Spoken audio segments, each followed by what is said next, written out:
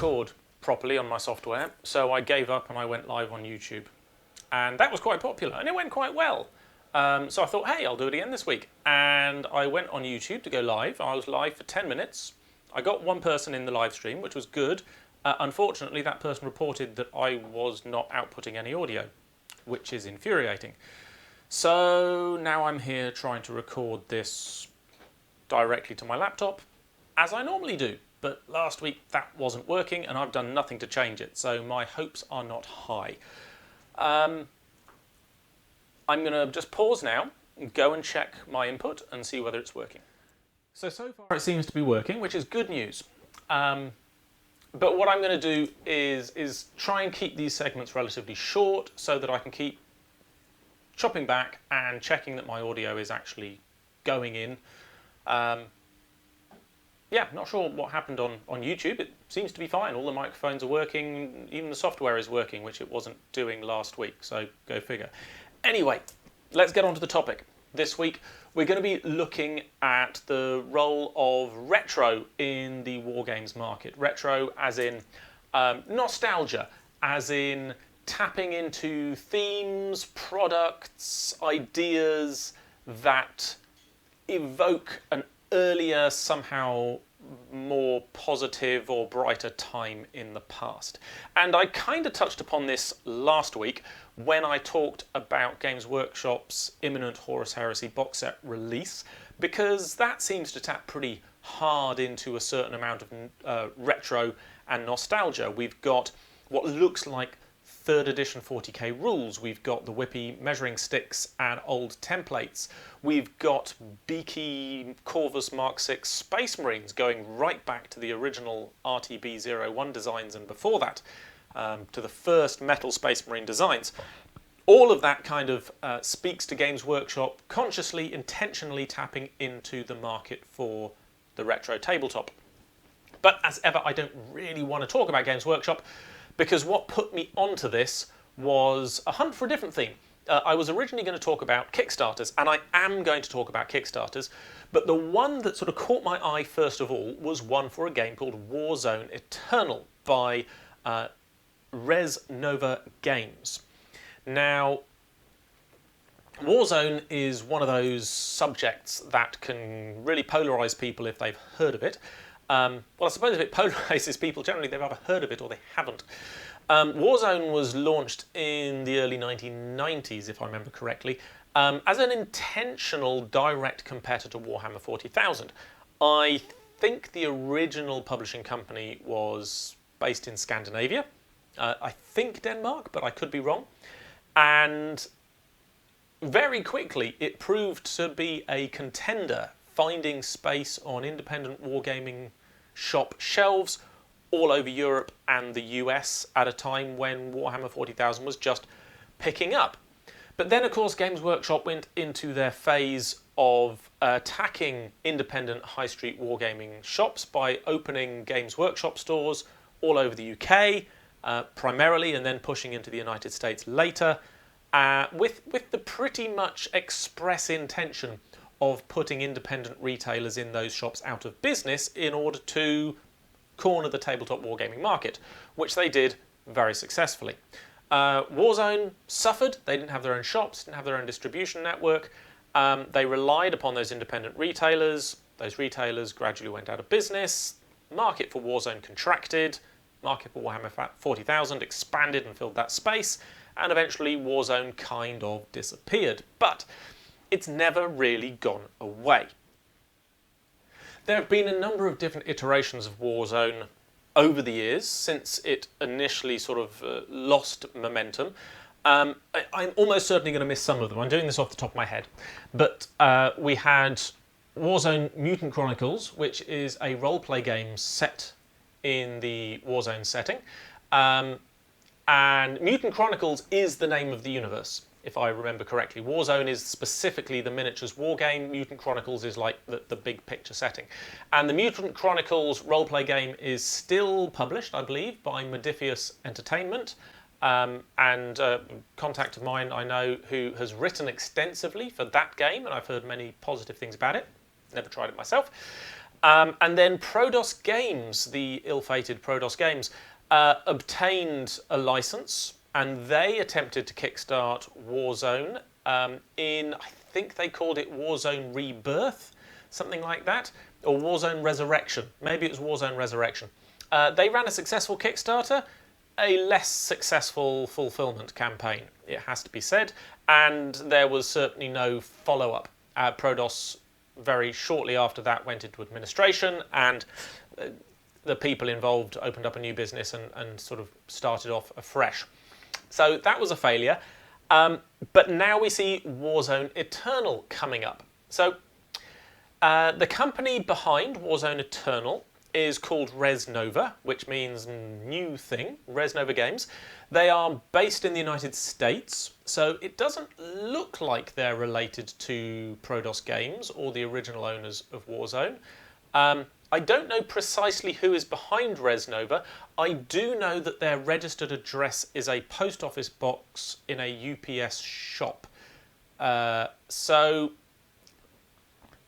it's probably not a significant institution. I'm just guessing that this may be a one person pursuing I don't want to say vanity project, that's not fair, pursuing a entrepreneurship in the market with a new idea, this is the point of this episode, with an old idea re-envisaged for a new time. And they're running a Kickstarter. Kickstarter starts in a few days, so you can look for Warzone Eternal if you're interested. They have new miniatures designs, they've got new art, new rulebook, everything is new. Miniatures designs are very, very much along the lines of the classic ones. So if you're familiar with the original Warzone miniatures, the new releases look like they are designed to mesh well with the classics. They are chunky, they are kind of squat, they are definitely that heroic scaling that we'll be familiar with from sort of 4th, 5th edition, 40k. And yeah, I mean, they're fine-looking pieces. They're all sort of 3D sculpts. How they're going to be delivered in the Kickstarter, whether they're going to be white metal, such like, I have no idea. Go and have a look at the Kickstarter if you're interested. But it kind of sparked me thinking about this idea of retro gaming.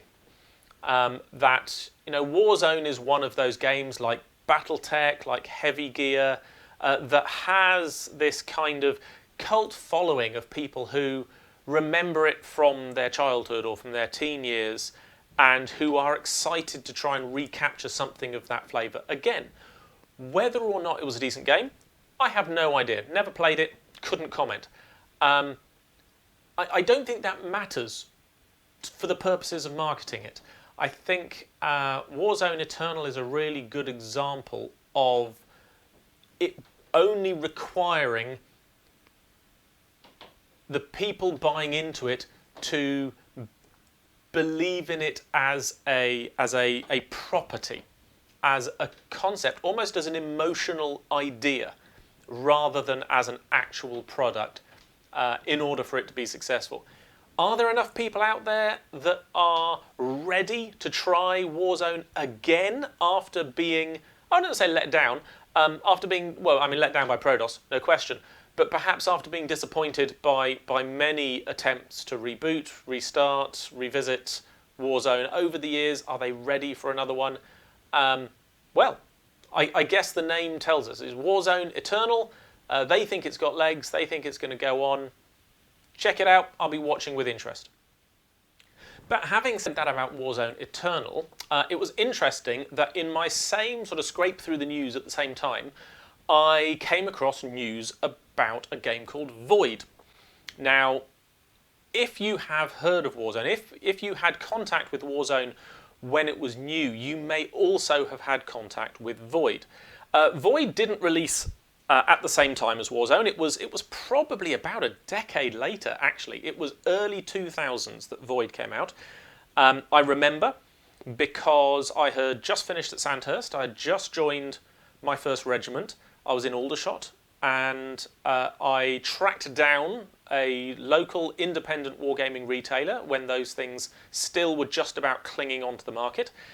And I went in and I discovered Void. I discovered Void the same time as I discovered War Machine. So these two games very much hitting the market at the same time. War Machine coming out from the United States to fantasy with this big, bulky, heavy metal, steampunk fantasy idea.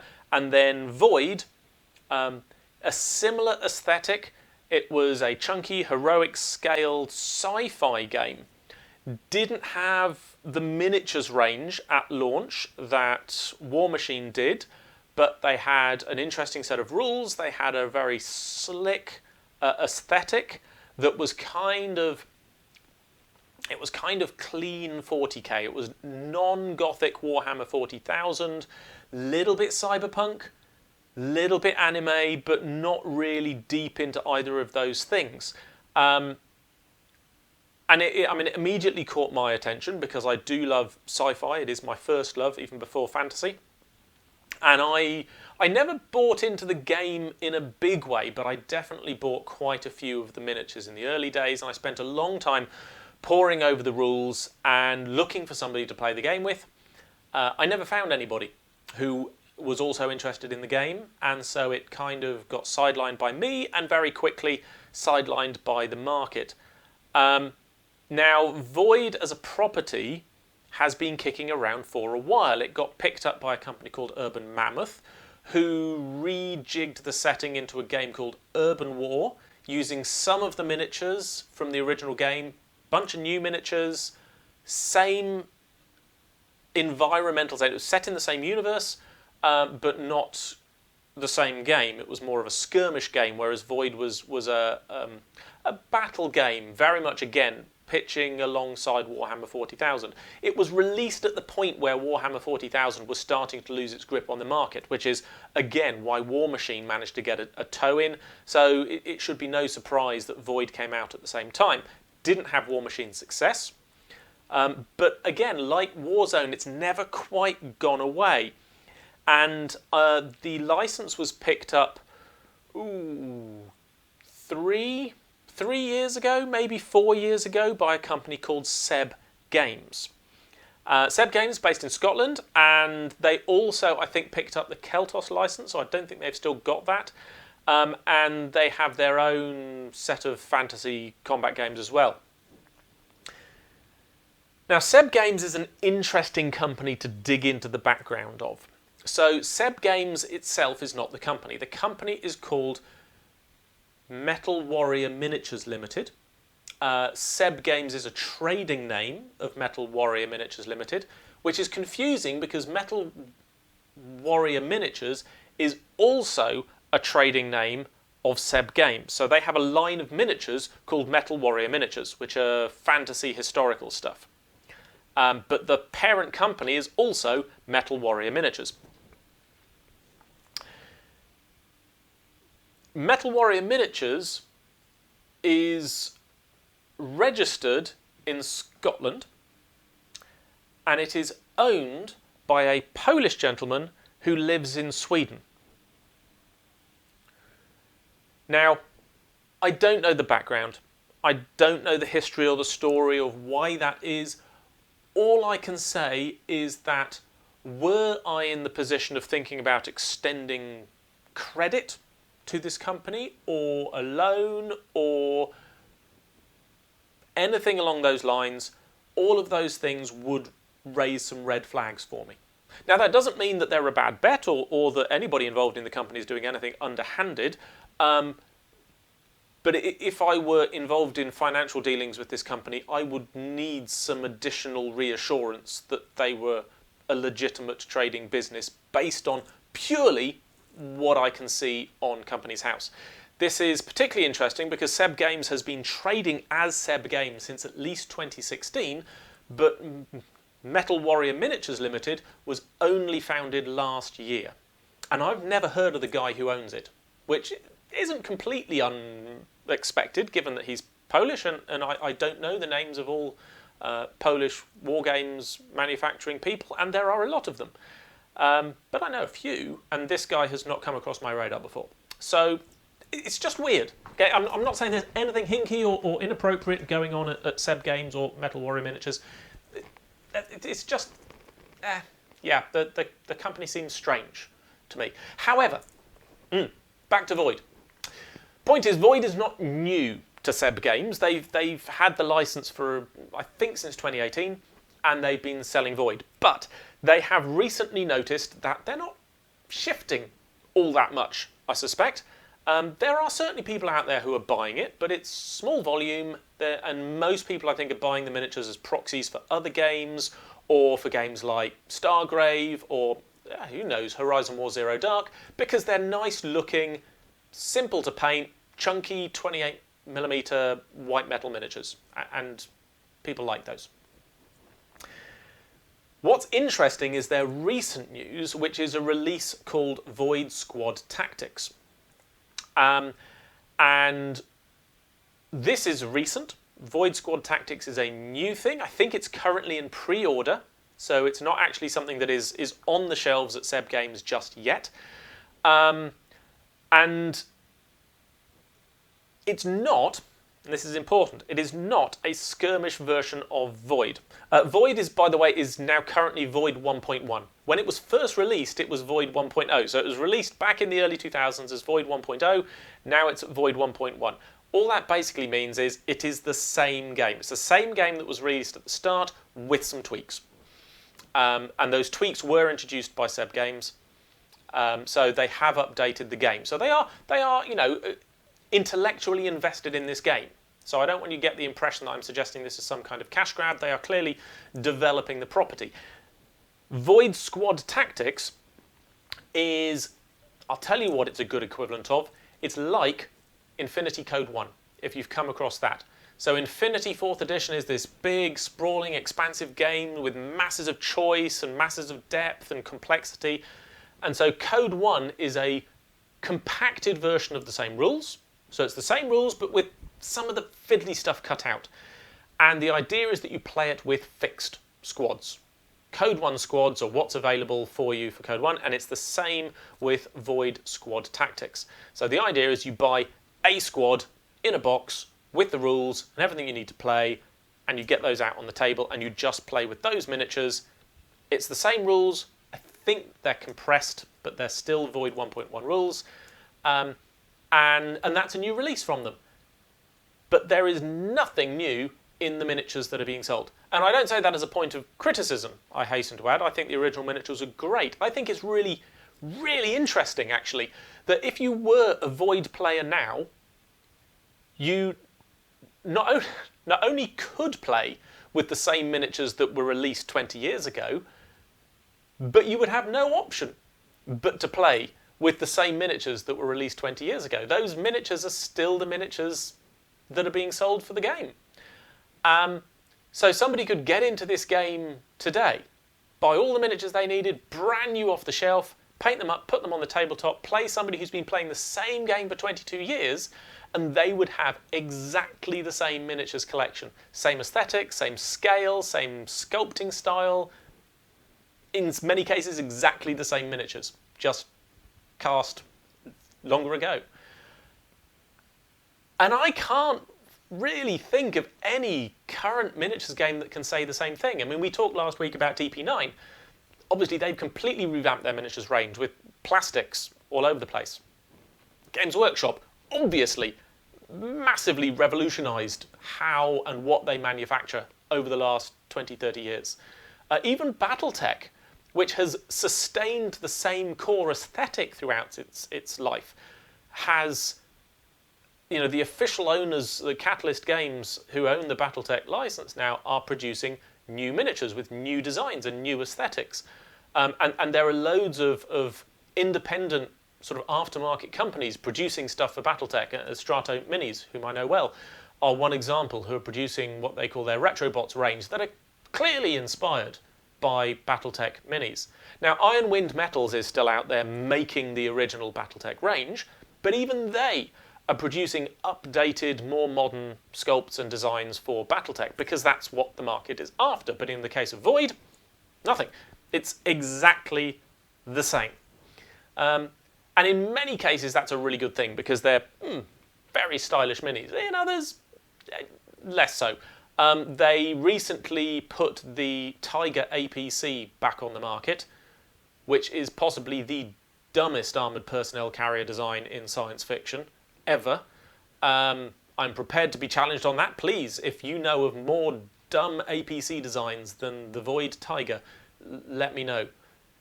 I'm prepared to accept that even the Corvus, their other vehicle, which is loosely based on the Tiger, makes more sense than the Tiger. Right. So that's Void. That's where we got to. I'm going to take a break, get my brain in order, and talk about the next stuff. Right. Yes, my brain is back on straight again. I wanted to talk about two things that are only tangentially connected to that theme of retro gaming. And one was, well, they're both Kickstarters. So one is a Kickstarter called Mega Tokyo Madness, modular 6mm terrain. Now, both of these Kickstarters have finished. I don't know if they're available for late pledges. Not a clue, but you can look them up.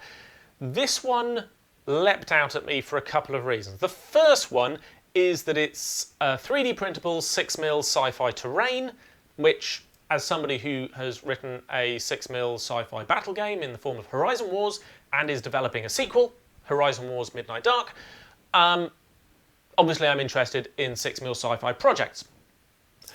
This one was interesting. The designs are quite cool looking, and they are designed for you to be able to build LEDs into the buildings to make them sort of light up and give you a really sort of, well, it's called Mega Tokyo, to give you that sort of Mega Tokyo sci-fi cyberpunk aesthetic in your 6mm games, which is cool. I like that, but that's not what really made this Kickstarter stick out to me and make me want to talk about it in this episode. What made this Kickstarter stick out to me was that it wasn't set up explicitly to market these products. And it only raised, I'm just checking, it only raised just under $1,500 with 23 backers. And I think that's a bit of a shame because I think, although it was quite a niche product, I think it had an interesting purpose. And this speaks to me because the guy behind this Kickstarter ran the Kickstarter in order to provide a real-life commercial project for his students to contribute towards.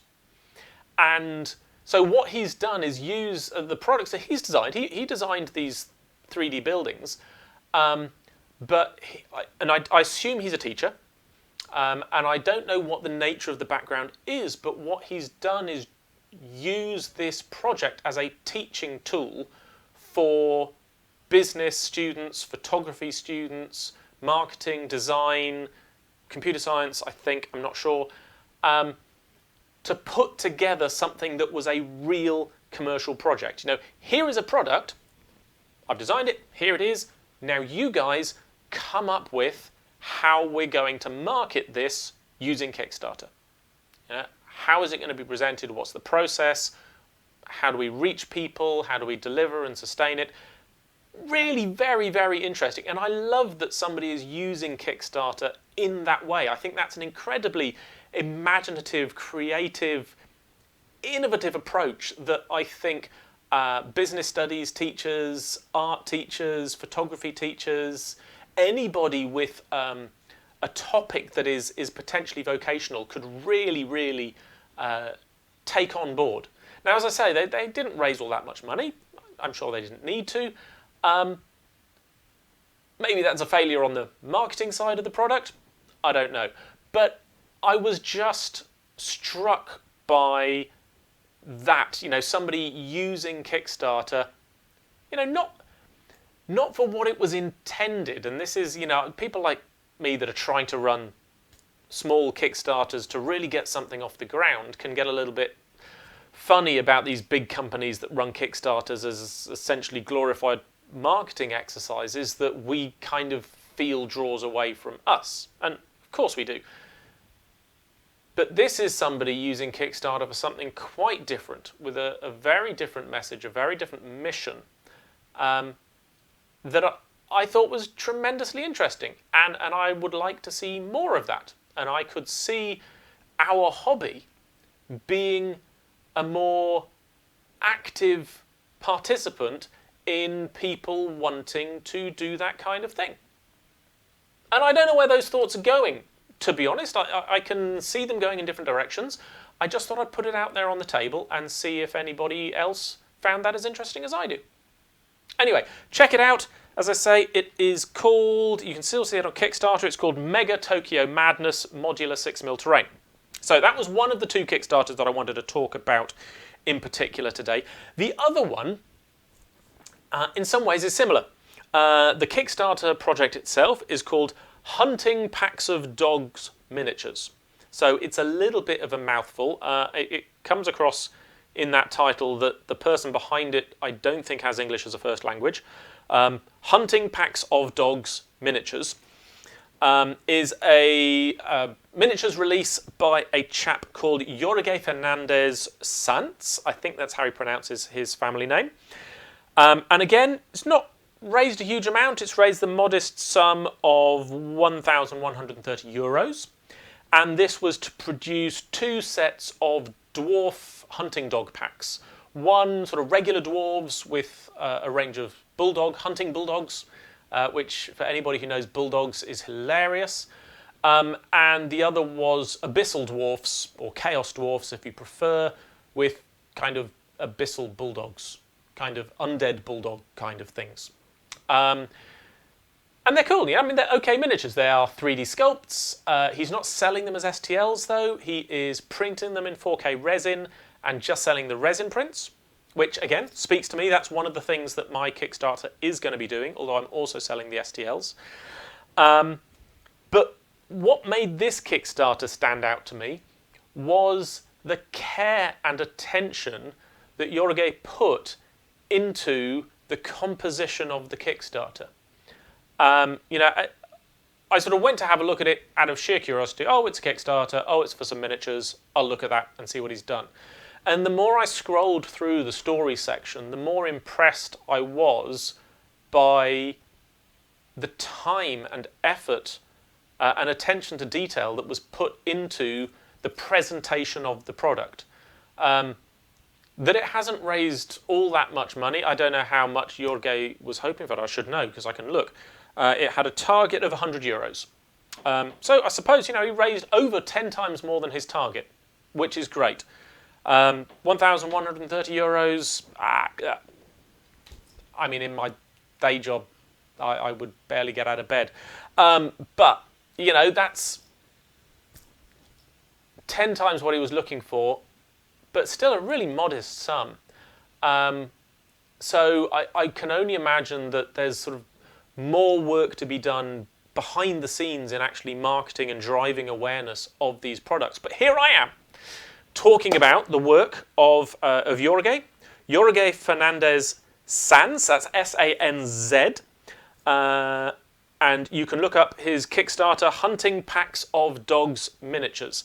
Now, as I say, that Kickstarter's finished, but if you're interested in seeing what else Jorge has done, you can look at his profile. In fact, do you know, I haven't done that. I'm going to go and have a quick look now, see how many has he actually made. He's created 2 so far. That was his second. So the first one was just for packs of dogs, and then that was sort of an upgrade with dog handlers alongside it. I imagine there'll be more. So check them out. If you're interested in running a small Kickstarter, as I say, I was very impressed. I'm going to be studying Jorge's work, less his sculpting, less his miniatures than just his Kickstarter layout, in more detail to see if there are ideas that I can take away and use in the Precinct Omega Kickstarter. So that was all the news and discussion that I wanted to cover this week. I'm going to take one more break, check that my microphone is still working, which so far it seems to be, and then we will come back and talk about Precinct Omega and my Kickstarter. All right, lots of talking, voice starting to get a little bit weak. I'm out of practice on this podcasting thing, no doubt. So, Precinct Omega Kickstarter. So first of all, two things I just wanted to draw out from our news today. It's nothing to do with retro gaming. That was just a curiosity of marketing for me. But the two Kickstarters that I talked about, first was the Mega Tokyo Kickstarter, which was trying to do something different with Kickstarter. And although I am not going to pretend that I am doing anything radical, new or innovative with Kickstarter at this stage, I am trying to make the Precinct Omega Kickstarter stand out from other sci-fi miniatures Kickstarters for a lot of reasons. Partly the products. I would like to think that they will stand out for a number of reasons, which I'll talk about sometime. But also the design ethos that I'm adopting for both my games, my miniatures, my business. And the fact that this genuinely is intended to be a Kickstarter as Kickstarter intended. I don't want to be coming back to Kickstarter time after time every time I want to release new miniatures. I want the miniatures to gain enough momentum that we can put new products into the market on a semi-regular basis based on the capital gleaned from running the Kickstarter. Either that, or simply go, hey, look, Kickstarter isn't giving me what I want, and this isn't what we're going to do. Either one is fine with me. Obviously, I said either one's fine. Actually, no, the previous one is definitely preferred. I would prefer to make lots of money and be able to create new miniatures. That is definitely my preferred option. But I will not lose any sleep if the answer is, yeah, there's not that much interest. That's fine. It'll be a good experience anyway. So that's one thing. I do want to keep in mind, though, the lesson from Mega Tokyo, that there is more that can be done with Kickstarter. More that can be done with our communities, with the people around us, with the people we interact with, both inside the hobby and outside. It's got more potential than we are necessarily truly exploiting.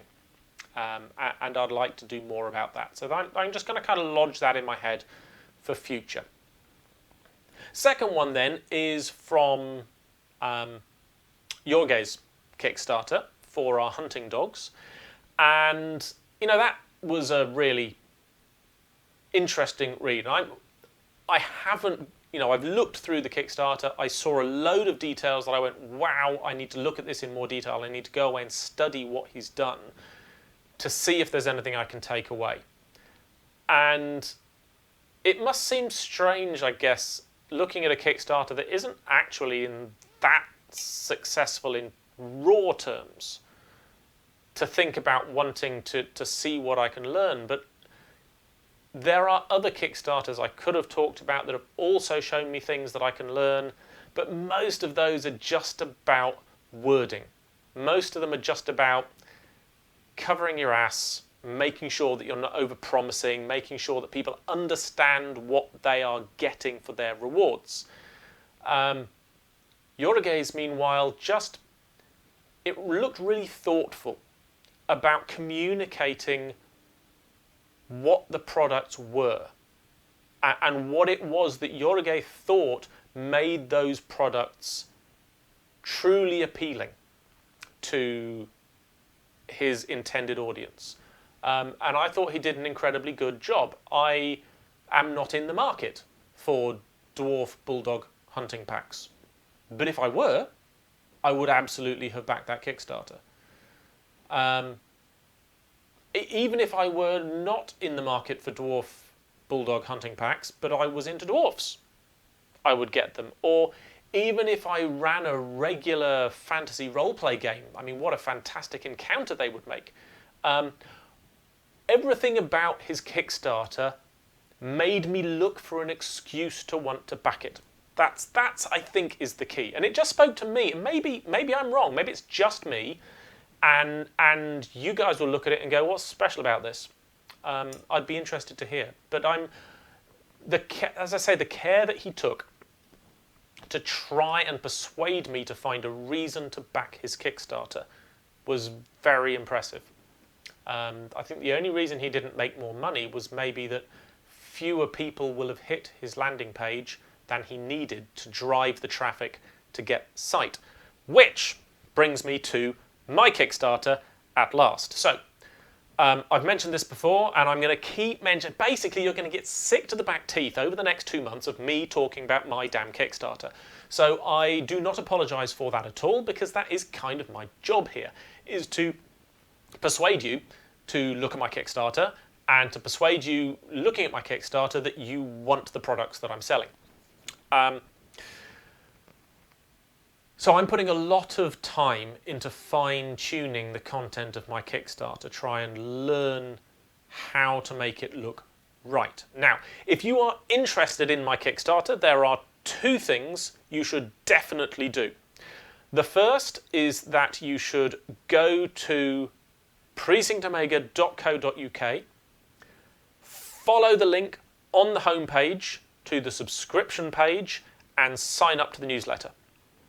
If you sign up to the newsletter, you will get a regular weekly update from June onwards, all about the Kickstarter, what's in it, what the background is, who the people are, what the plans are, what the stretch goals are going to be, what they might look like, some sneak peeks of concept art, stuff like that. Okay, that's all going to be in the newsletter. That's the first thing you should do. The second thing you should do is, from the link on the subscribe page, you should go to sign up to see the Kickstarter when it launches, to get notification when it launches. And I will put links to both those things in the comments, either on this podcast episode or under the video, so that you can click straight through to both of those pages if you want to go and do that. Please do, if you're even slightly interested in what I'm doing, please do follow along, because there'll be plenty of content there. Even if you're not interested in backing the Kickstarter, there will be stuff for you to see and to learn. There is a third thing you can do. I am not here to twist your arm on this one, but it would be really nice if you went and supported my Patreon campaign. Now, one thing I'm not going to do is spam the Patreon campaign with stuff about Kickstarter. That is not what the Patreon is for. I have mostly finished spamming anything about the Kickstarter on Patreon. All those folks know who I am, know where to find information, so I'm not going to blast the Patreon guys with Kickstarter stuff. It's going to be mostly back to game design, setting, and business chatter that isn't Kickstarter on the Patreon, because I know that's what people there are interested in. But what I am going to do on the Patreon is offer patrons the opportunity to preview the Kickstarter before it is launched. And only patrons will be offered that opportunity. So if you'd like a preview, if you'd like to see what I'm doing, how I change it, make suggestions, make criticisms, undermine my confidence, any of those things, then you do need to pay for the privilege.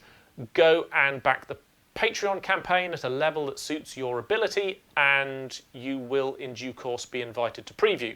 That preview will probably be in June, but will be no later than the beginning of July. So you'll get at least a month to have a look at what I'm proposing and make your feedback if you're interested. So those are 3 things you can do. Go and sign up for the newsletter, go and sign up to get notification of launch, and if you feel moved, join to support my Patreon campaign. Right. Let's talk about what I'm selling on the Kickstarter briefly, and then we will wrap this episode up, and I will talk more about it next week. Yep, sorry, like I said, you're going to hear a lot about this. So, the core offer of the Kickstarter is 4 miniatures. These are 4 miniatures that have already been designed, already been sculpted, already been printed. Okay, I've got all the test prints, they're great. Okay. The 4 miniatures are Anya Abdallah. Anya is a Venusian squad leader. She is a leader character. She's kind of wearing a short jacket and a visor stroke sunglasses. She's got kind of jacks in the back of her head. She's carrying a silenced carbine rifle on the basis that if you want a silencer, keep the silencer. If you don't, they cut it off the front and then you don't have a silenced rifle. That's entirely up to you. She's got a pistol in her left hand and she's got a scarf around her neck. And I think she's a cool dude. She is a hardcore, dangerous character. And I think Adam from Desert Island Designs, the sculpting, has really captured that quality of her in the pose and the just the expression on her face that says, "I will kill you." It's very good. Okay, the next one is Kurtz, Arthur Kurtz. Kurtz is the sapper in the squad. If you're familiar with Horizon War Zero Dark, they all have a sort of an associated specialization. They're also designed to be adaptable. They're not, explicitly this thing. In my mind, Kurtz is the sapper. Basically, the main indicator of that is that he's carrying a big case under one arm.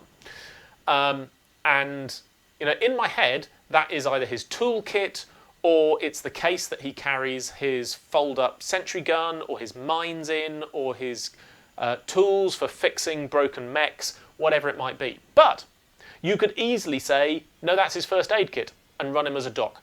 Nothing to stop you running him as a medic instead of a sapper. And that's kind of the intent with the design. He's a big guy, so he stands considerably taller than Abdallah, and that is intentional. He's supposed to be comfortably over 6 foot tall. He is bald, bearded. He is intended to be an older gentleman. Doesn't have to be. He's just bald. And I expect you could probably sculpt him some hair if you really wanted to. Apart from that, and he's got a bionic left arm.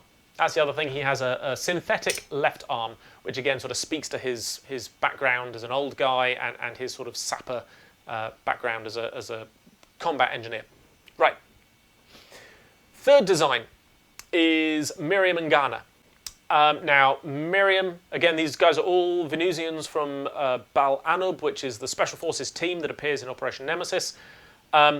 Miriam is the mech pilot, stroke vehicle driver, stroke airline pilot. The whole thing is that she could, if it's a vehicle, she can drive it, fly it, whatever. That's her sort of thing. But again, she is designed to be multifunction. So if you didn't want to use her as a pilot, you could use her as an EWOP, electronic warfare operator. And that is 100% intentional. She is the shortest of the three. Again, we've got a variation in height in the squad, and that is absolutely intentional. She is the only one of the two not wearing combat boots. She's wearing trainers. She is also wearing a hijab. Now, it doesn't have to be a hijab. It could be a camouflage scarf or part of a face mask or anything along those lines. I don't mind. I designed it to be a hijab. Okay, the character's history is Muslim. A variety of Islam that is unique to Venus and to her particular cavern city. But there we go, that's her story. So those are the first three, and the fourth one is KB3. KB stands for Kurtz's bot. KB3 is a robot, a synthetic in the Horizon War Zero Dark rules. He is probably, I was going to say he's my favourite of the sculpt, but I love all of the sculpts. It would be really hard to pick out a favourite because they've all got a little something about them that I love.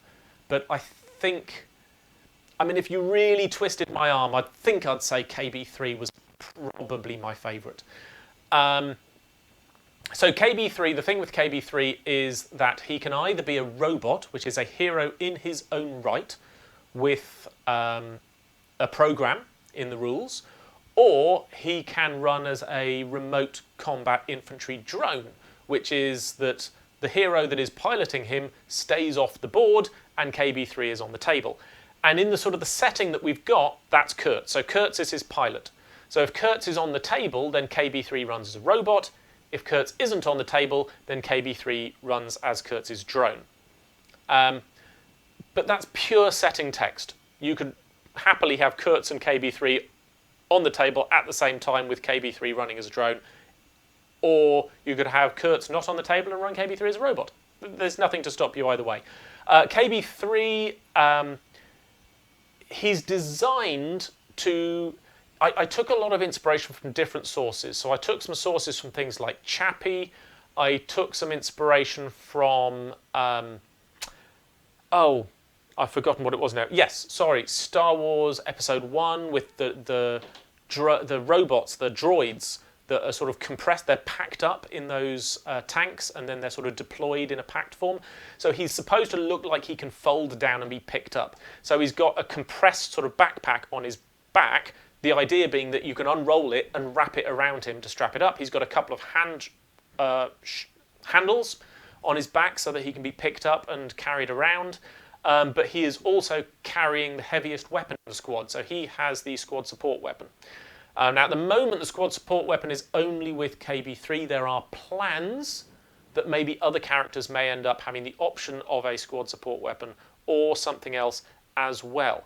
But that's in the stretch goals, and I'm going to talk about stretch goals next week. So, again, if you're interested, go to precinctomega.co.uk and go and sign up for the newsletter. Go to the Kickstarter pre-launch page and sign up for notification of launch. And if you can spare a few bob, come over to my Patreon and support the Patreon campaign in order to be invited to preview the Kickstarter at least a month before it starts. And there are links to all of those things in the comments underneath this episode or under the video, and I'll throw some links into the video as well if you're watching on YouTube. So thank you very much for coming. Thank you for listening to another episode of my show, and I'll speak to you all again next week. If you enjoyed this content, please consider supporting Precinct Omega via Patreon for behind-the-scenes, early access and exclusive extra videos and vlogs, or help keep the show on the road and get great new games from Precinct Omega at wargaming.